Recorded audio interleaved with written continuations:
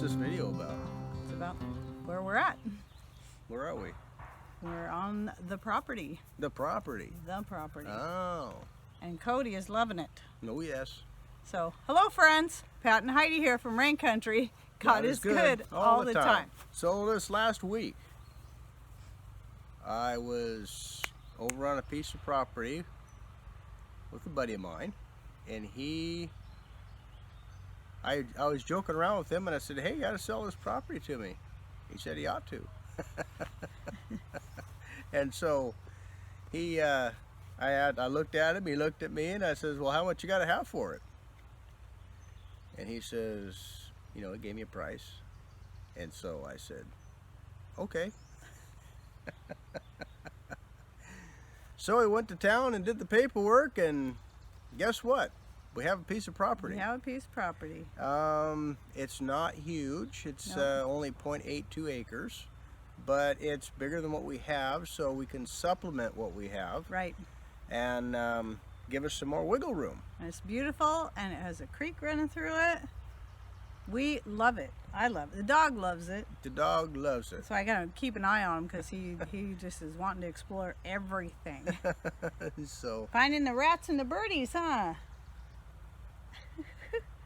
All kinds of interesting smells.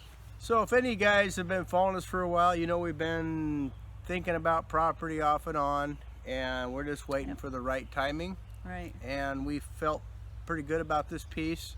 It was something that we could afford. It wasn't. It's not a huge piece. It's not exactly everything that we wanted in a piece of property, but it has a lot of the characteristics. Right. You know, so we can have family get-togethers here. Yep. It's an old airplane hangar, so I have access to the airfield if I ever learn how to fly. Is he thinking about doing that? Yep. And so there's just a lot of pluses to this piece. And along with the piece of property, I got a YM 1700 two-wheel drive tractor, and it's got a little 3-point hitch on it. And I think it's like a 1978 vintage model, the best I can tell. The previous owner didn't know, but he got it, and he had a lot of work done to it, so he's got a lot of money put into it. So he went ahead and gave that to me. It had a little brush hog with it. Also got a couple of lawn tractors with it. A couple? Yeah. There's one that's pretty new. Yeah, the one that's last year. It's a Husqvarna and lawn tractor. Cody. And he also gave me an old John Deere lawn tractor. So there's just a lot of pluses to this little piece here. It's a place where we can have little family reunions and campouts and camp out and get away from the house. A place to potentially expand our garden. Right. And perhaps get some livestock. Get us a cow or something, or we just haven't really thought about what we want to do yet. Well, we have, but there's just so many ideas that it's almost overwhelming. So we've got a nice flat area right over here that's totally exposed to sun. It gets full sun. It would be a perfect place for a garden area. And then down here, back in here and behind us, you see a wooded area that's kind of sits lower down, and it's dappled with sun, and it's beautiful.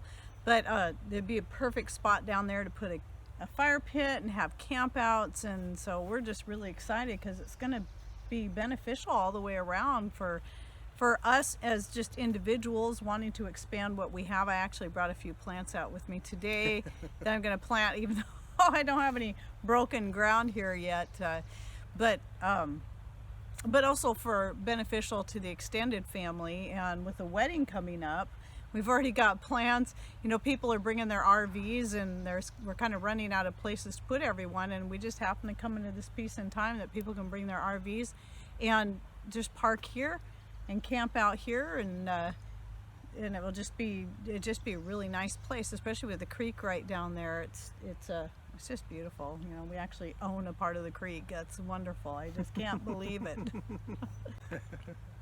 So yeah, the place needs a little bit of work, some more cleanup. The old hangar is old, and so there's work to be done in there. The nice thing about the hangar is, you know, it might be a while before, even though Patrick's been helping a friend building a couple of different planes and learning a lot about them, it might be a while before we get to the point where we're doing something like that. But the hangar itself, even as is, I actually kind of like it. It's very rustic looking. You can open up those front doors real wide, of course, and it would make a good, let's say we're camping out here one weekend and it decides to start downpouring, because when you live in rain country, that happens. It can be a perfectly clear, beautiful day like it is right now, not a cloud in the sky, and then all of a sudden 20 minutes later it's downpouring on you. You just never know what to expect. So you can plan a camp out, have it rain, and we have plenty of area inside the hangar where we can barbecue and put up some tables and chairs, bring over some of those folding tables and chairs that we have over at the house, and we're good to go. So we're open for a lot of different things. We thought about putting on little seminars here, maybe some get-togethers for rain country rebels. Rainiacs and rain country rebels. And so it's all new to us, and like Heidi said, both the doors open on the hangar, so there's one full side of the hangar that's exposed to the air, and we can have barbecues in there and stuff like that. So anyway, possibilities are rather endless for us. Yeah, so we're pretty excited about it. And then the other side of this property, when you first see it, is going to look a lot bigger than it really is, because the other side, there's actually several fruit trees already established on here, and that's actually belongs to the city, but it's a section, because of where it's located, is used for absolutely nothing. They don't do anything with it. And the guy that owned it before us, he just maintained that area, and they don't care. You know, he was able to pick the fruit and use what he wants, and so that's, you know, with I think it's mostly apple trees, and there might be a cherry tree out there, and so, but we could also put more fruit trees out here if we want. We're thinking about that too. So lots of raspberries are going to be the #1 thing. You know, instead of trying to grow them there at the house, I've definitely got plans of putting them right over there in that sunny location up against a fence. I think it will be perfect. Raspberries actually do really great in rain country. They just don't like it on our property for some reason. So it's but yeah, so it's just, when you come here, even though it's a shy acre, it looks like 5 acres. So this is kind of an impromptu video. It was an impromptu purchase. So, which is not like us. Yeah, we've been looking for property for a long time. So years. Not impromptu in the respect that we've been looking for a long time. This is one that we could afford. It's not as big as we really would like to have.